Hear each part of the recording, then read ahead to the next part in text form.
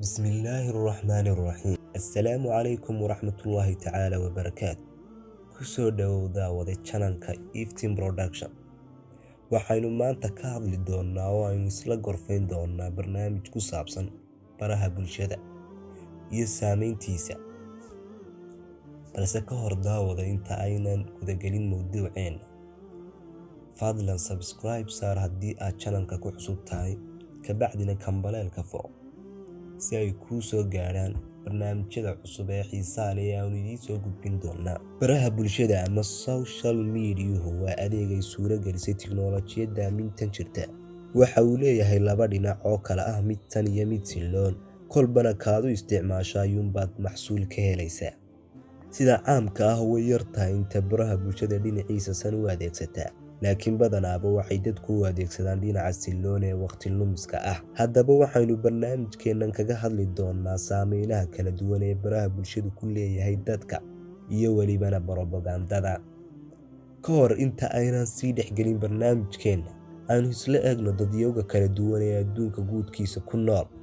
Xaddi intee leeg ayaa ka isticmaala social media ama baraha bulshada. Waxaa lagu qiyaasaa sanadii 2017 in 2.46 bilyan dad ah oo ku kala nool dunida dacaladeeda ay isticmaalayeen baraha bulshada.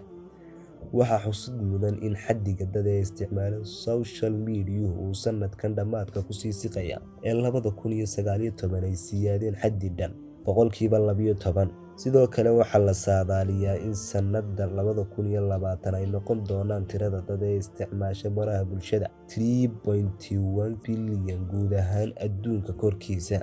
Haddaba daawade waxaad dareemi kartaa saameynta baaxadda weyn leh ee uu baraha bulshadu ku hayo adduunka. Waxa uu saameyn ku leeyahay caafimaadkaaga, dhaqankaaga iyo weliba habfikirkaaga.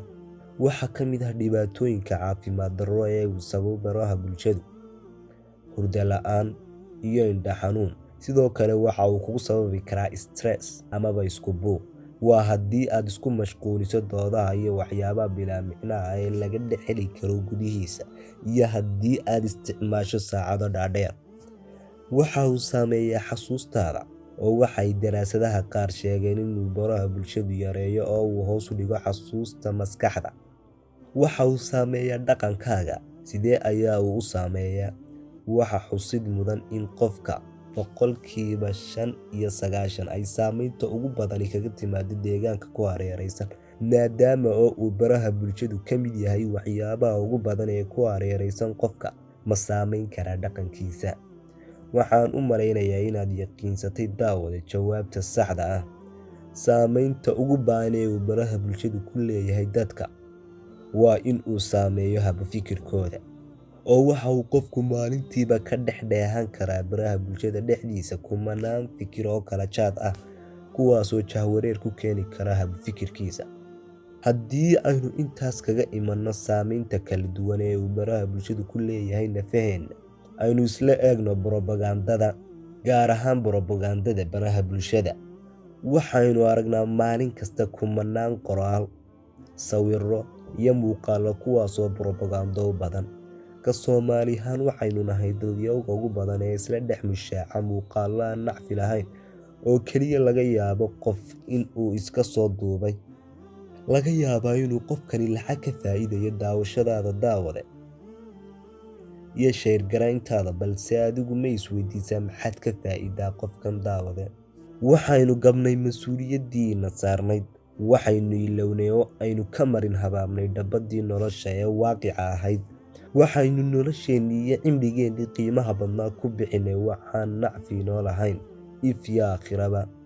Waxa wax aad looga xumaadaa in yar iyo weynba, ciroole iyo ciyaalba, madax iyo mijaba, wadaad iyo waranlaba aynu ku mashquulnay wax aan danteenna ahayn. Tusaale ahaan waxaa dhowaan soo baxday kelmad si ba'an uga baahday amaba ugu dhex baahday baraha bulshada oo intaas oo propaganda ah laga sameeyey, oo xitaa aynu bid'aadantinimadeenii qadarin weynay.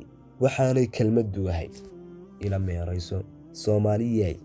Haddii aynu ka soo noqon weyno booraanta dheer ee aynu ku sii dhacayno, xaqiiq waxaynu gaari doonaa heer ay bulshadu noqoto bilaa qiimo oo aynu ka marin habaabno dariiqa saxda ah Ugu dambeyn waxaan ku soo gabagabeynayaa ku bixi waqtigaaga wax kasta oo ku dan ah kana dheerow daawade wax kasta oo waqtigaaga lumin kara.